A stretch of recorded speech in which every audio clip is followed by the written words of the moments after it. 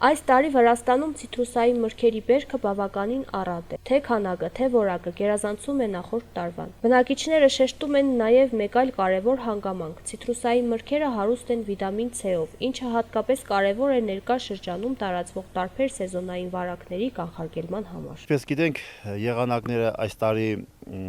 շատ չորային էր, ձմեռվա համեմատ, որովհետև նոյեմբեր ամսուն արդեն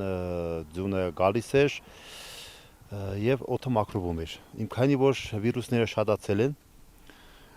պատճառը հենց ձյան պակասությունն է եւ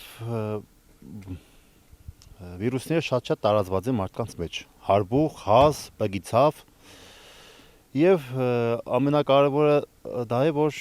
ցիտրուսները շատ են, շատ լավ է։ Ցիտրուսը ամեն վիրուսին հաղթահարում է։ Եթե չեմ սխալվում, իմունիտետն է բարձրացնում։ Եթե շատ օգտագործեն լիմոնով չայ, նարինջ, մանդարին, իհարկե վիրուսներին խուսափենք շատ արագ։ Ու փառք Աստծո, մեր մոտ ցիտրուսը շատ է, ժողովուրդը օգտվում են եւ լավ կլինի, որ նախ եւ առաջ բժշկի դիմեն, հետո նոր ցիտրուսները օգտագործեն, որովհետեւ կան մարդիկ, որ ալերգիա ունեն հենց այդ ցիտրուսներին, չի կարելի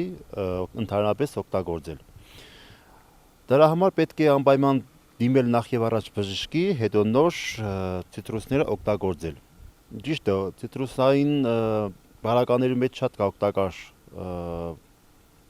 բնույթներ, որը մարդկանց շատ օգուտ է տալիս։